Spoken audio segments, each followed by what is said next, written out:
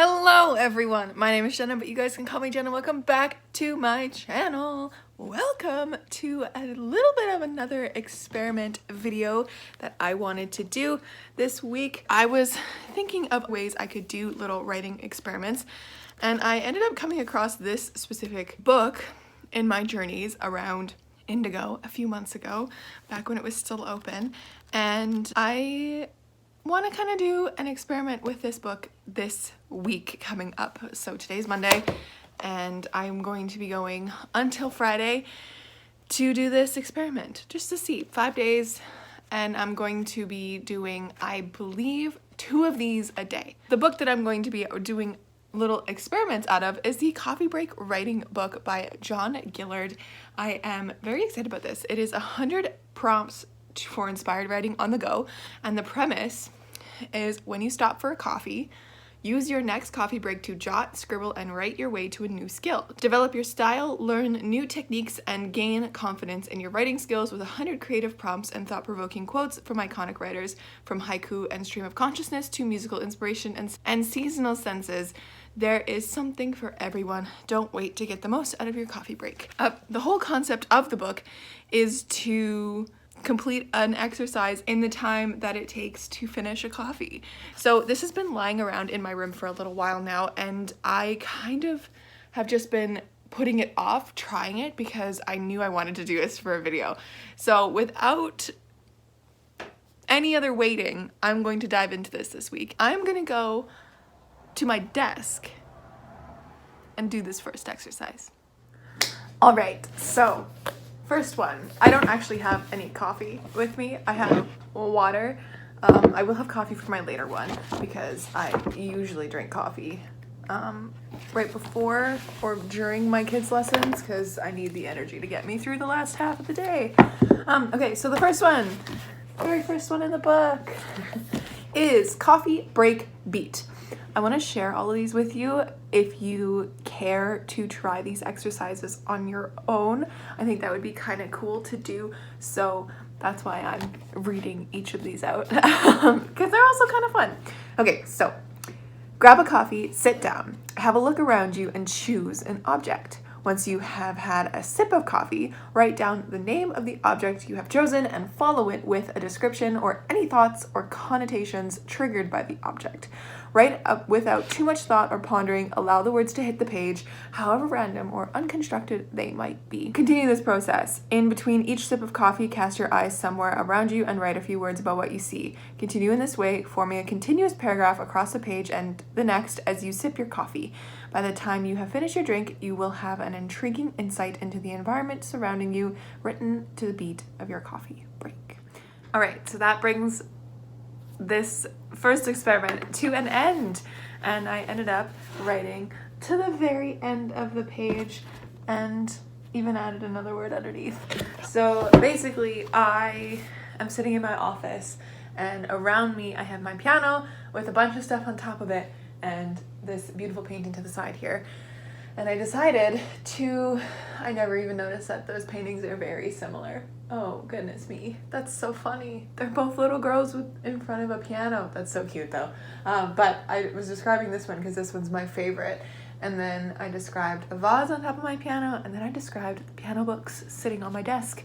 So that was super fun. I'm going to leave this here, and I will talk to you later when I pick this back up. All right, friends, it is a lot later. I'm here, I am back, and I have my hair up in some kind of a bun, but the bottom pieces don't want to stay in the clips I have them in, because, you know, short hair is the time. But I'm here, and I am just done with my first student, and I have a half hour before my next student, so you know what that means. It's time for, I have a book on top of a book, more of this. Let's get into it. All right, so I ended up doing number 9 in this book, which is a word progression type of exercise. So it says underneath the words coffee and the word break below, write a continuous list of words, each one associated in some way with the previous one. Do this until you reach the thick gray line. Underneath the line, write a sentence that incorporates the words coffee, break, as well as the last word from each of your lists. Following on from this initial sentence, continue to write until you reach the end of the page opposite or until you have finished your coffee break. So it's, and I really enjoy word progression or word association type of things. So with coffee, I did bold, creamy, milk, chocolate, candy, stomachache. And then with break, I did time, clock, tick, sound, silence, then darkness. And I did these word associations before I even really read all the instructions. I just read like the first one, like underneath the words coffee and break, write a continuous list of words until you reach the thick gray line. I was like, okay, cool, great, I'll do that. And then I read what I had to do next, and I was like, oh no, that's gonna be so dark. And then I ended up writing a little bit of a story starter about an immortal man who runs a bookshop and needs to occasionally spicing up his life at 11 o'clock at night with super sugary coffee. Why? Don't know. Anyways. So that's it for today with the coffee break writing. So I will see you tomorrow for day 2. Hello friends, happy Tuesday. I'm here. I'm wearing the same sweater as yesterday because I woke up and I've just been here hanging out. I'm really excited about this. I've been thinking about it all morning. I don't know why I haven't done this earlier. It is just about noon now, I do believe, and I am very excited to do this again. So let's pick a prompt for today. So yesterday I did 1 and 9.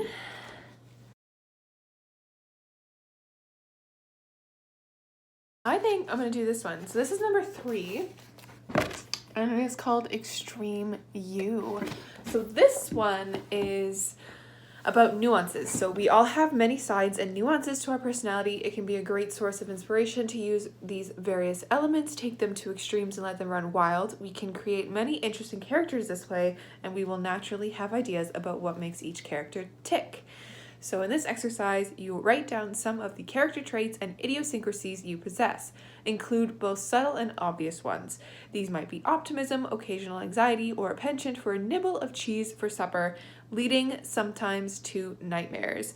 They might make for interesting starting points for a new character. Once you've done that, in the box below, take these traits and idiosyncrasies and give a character name to each of them, the location where they live, how they dress, and finally what makes them tick.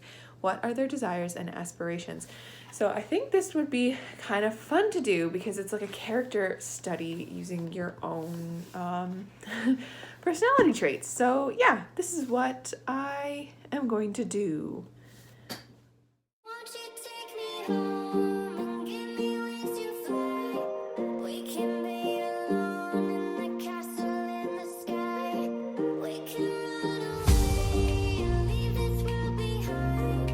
Please just take me home to a castle in the sky.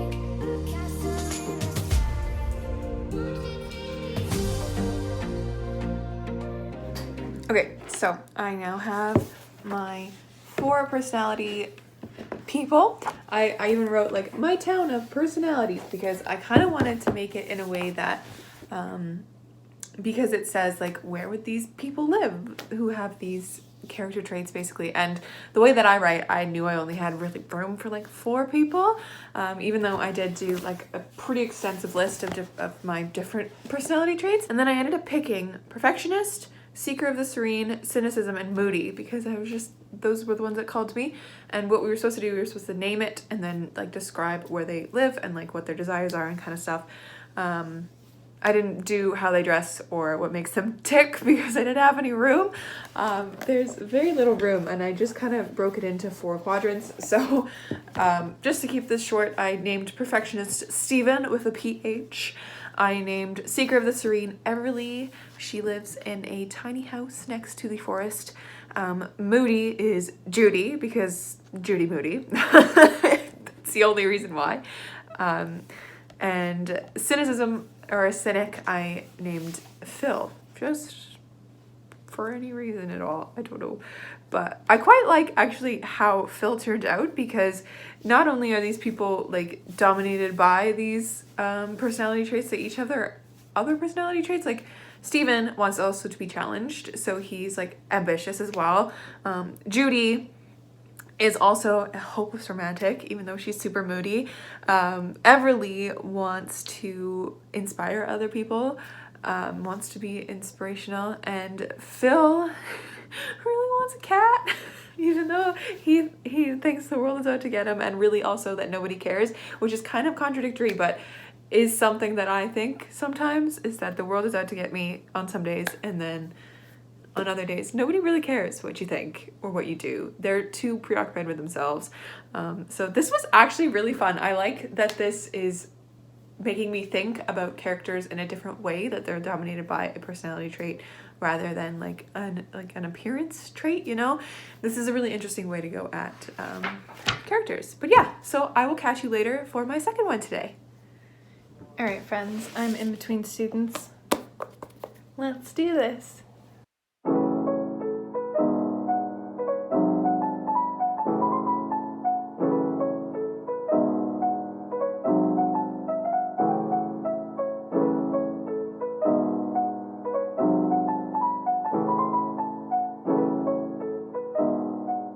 Okay, friends, so I ended up doing number 12 in this book, and it is called The Great Indoors. This is inspired by Ernest Hemingway, one of the 20th century's most influential writers, was a great lover of the outdoors. Much of his work was influenced by his adventures in many of his novels. He was equally also at home indoors, sipping whiskey, chatting to friends, and writing. So this exercise is inspired by what can sometimes seem like two different worlds, the great outdoors and indeed the great indoors. So this exercise has you list 4 objects that are in your current surroundings. If you are indoors, list what is around you, then either look through a window or imagine what might be outside. If you are outdoors, then list what is around you and imagine what might be inside a nearby building. So inside I wrote piano, desk, water bottle, and a journal. Outside I wrote fence, barrel with a plant, vehicle, and stone. So your point was to then write a short piece, whether it be poem, flash fiction, a very short story, or a stream of consciousness, to include some or all of the inside and outside words in your list. I really enjoyed this one. I think it brought out more of a stream of consciousness, one sentence kind of story. I don't know, but I enjoyed it. So wonderful, cool. I will see you tomorrow for day 3.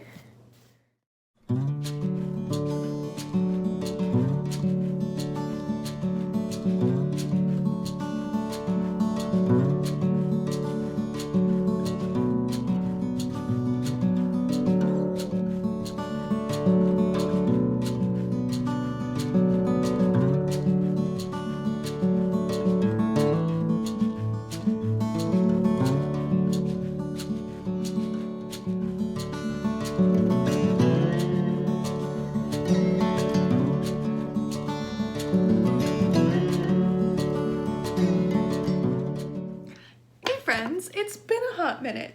It's been like 3 seconds for you, but it's been a hot minute for me. It is now Thursday, and it is the end of my day. I have done my writing for today and yesterday. I just didn't vlog that, simply because yesterday I was just not in the mood to vlog, and today I figured I would do my exercises between my students and please don't fall. And I was watching a YouTube video at the time, so I just did time lapses instead. So yesterday I ended up doing 2 different things. I ended up forgetting about it completely until I was teaching, and then I didn't do a coffee break writing during my break, really, so I had to do it at the very end of my day. And I've noticed that at the end of my day my brain doesn't want to work as well. So the first one that I did, and this might have been caused by the choices of exercises that I did, because the first one I did was it's called 4 Seasons, 5 Senses, and it was, in like theory, really fun for me, and it was going to be really fast, because I was just, all you really do is you make a list for every season. So you have winter, spring, summer, and fall, and you do a list for sight, hearing, taste, smells, and touch, the 5 senses, and you kind of go through it and you do the thing. And it said also like you can do it from your perspective or an imagined character. So I did the first one from the point of view of my character Rosalind, who would be in the wintertime, I'm planning on anyways, being in an abandoned sector in the middle of the forest or surrounded by nature. So like, what would she hear, taste, smell, or whatever in the winter, and then in the spring, and then in the summer and the fall? And I found, if you can tell by the amount of writing I did in winter versus the rest of them, I don't know the tastes of these really, because I mean, like, we all have flavors that we associate with every season, and fall was easy because I did like the taste, like pumpkin spice and hot tea, caramels and apples, like that kind of vibe. But then like, I don't know, winter to me just has such a clear, crisp feeling to it. Maybe that's because I live in Canada and we have winter like 10 months of the year. It's not that bad. It's like 6 to 8 months a year, depending on the year. So maybe that's why I just know what winter feels like and tastes like and the sensations of winter more than I do for spring, summer, and autumn. But besides that, this was a really fun exercise because I also realized that I have very little vocabulary for senses. So this was a really interesting exercise to do. Then I also did, after that, I did White Heat, the exercise called White Heat. It was a 1-page one. And it was basically just take 4 objects around you and describe how they feel. And again, I noticed how lacking my vocabulary is and my ability to describe touch is, because I want to describe everything by visuals. And so that's something I need to do and exercise more in my writing, which is good to know. And then today I ended up doing the inspirational phrase, which is number 47. You use the phrase that they give you, and then you write from there. So they give you the book on the shelf as your phrase, and I went with the POV from one of my characters that I have not yet written in an actual novel yet. He's just living in my head, and he has been for many years. And I wrote from his perspective, sitting in his office, looking at a bookshelf, and there's a book on the bookshelf that is just demanding to him, which is really cool, and I liked where that went a lot. And then I also did this one, and I think this one has been my favorite so far, besides that previous one that I talked about, because that one was with August, and I really like August as a character. But this one is called Story Generation, and this I think is going to be just like the realization of my lack of vocabulary for senses. This is going to be the best for my writing to take into my own writing, because it is about the 5 whys, and I've never really done this before. So basically, with this structure, you start with a problem, and then you ask yourself why, and then you ask yourself why again, and then again, and then again, and then again. So you ask yourself why 5 times after each one. So I will lead you through this so you understand what I mean, because when I first read this, I didn't quite get it. So my problem is a village lives in fear of a family of dragons who live on the peak of an adjacent mountain. Why? Because the dragons attack the village at random times. Why? The dragons are seeking revenge. Why? A century ago, a hero sought to kill the dragoness sisters, and in the process, he stole a dragon egg. Why? He was asked by the king to bring back a dragon egg because who wanted to bring back the dragon riders. Why? Because this king wants to rule the world on top of a dragon to prove how powerful he is. So there, you have the chain of whys, and I really, really enjoy this, and I think it's a perfect way to figure out what kind of like center issues there are in books. So you have a problem, and then you ask yourself why, and then you ask yourself why that, why again, why again, why again, until you have a chain of whys. This is so cool, and I really, really like that one. And I think that's like a perfect way to break down an adventure novel, which is what Project Adventure is going to be. I have 1 day left. Tomorrow's going to be fun because I'm not actually working. It's my friend's birthday, so I'm going to be going over to her house with a bunch of other friends, social distancing of course, and we're gonna like sing her happy birthday and surprise her and stuff, so that'll be super fun. But so I will see you tomorrow for the last day. Hey friends, it is now Friday and I am here to do my last 2 of the coffee break writing pieces. I've decided to do them both just in a row. I did that also yesterday and the day before. simply because that's just how time kind of happened. But yeah, I don't know which ones I'm gonna do. So I'm gonna pick, get started, and I'll update you when I'm done.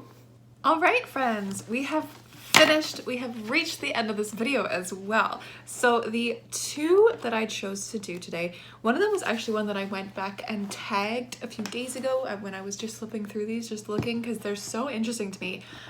This one I tagged was called Killer Openings. It is number 17. And it basically just says to come up with as many first lines as you can. I love the idea of this particular exercise because, as we all know, if we do write, that first line on that blank page is usually the hardest thing to come up with, and we work with it and we fix it all over and over and over and over, and having to come up with as many first lines as we can in this like 2-page spread was just kind of amazing to me. So I came up with 7. Then I ended up doing sunset observations, which is number 29, and I ended up actually taking a first line that I wrote from this previous one. As the sun set on the 7th day, he finally felt the life inside him begin to dwindle, flicker, and fade. I took that, which was just something I randomly came up with, and I used it for this prompt. So this prompt is: imagine you are somewhere observing the setting sun, describe the light, where are you in your imagination, how do you feel, what thoughts and memories are triggered, that kind of stuff. So just in general, I decided to do it from a character's point of view, sitting on a beach, and I decided to take that first line and run with it. So that was super fun, and I low-key and high-key adore this, and I'm so glad I did this experiment, just simply because this not only brought me back into like at least 30 minutes a day of creativity, it gave me something different every day to do, whether it is just list things like the senses one, or the one that I just did now, come up with a bunch of first lines, which is so cool. And it also allowed me to realize that my vocabulary for some stuff is very lacking, and I do need to work on that. It was definitely a great experiment doing this book, and I highly suggest you guys pick up something like it. There are a gazillion of these kind of books around. I really hope you guys liked watching. Make sure to like, comment, and subscribe, and do all that fun stuff. I am not only an author tuber like this, I am a booktuber as well, and I really enjoy both of these worlds that I am in on the internet, so definitely stick around for more fun videos like this. I will catch you in another video soon. Stay kind and keep on writing.